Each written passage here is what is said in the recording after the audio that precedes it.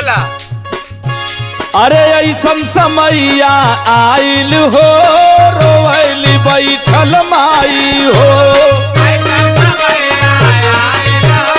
बारे विधाता ई कैसन समय ई कैसन दिन लौकता।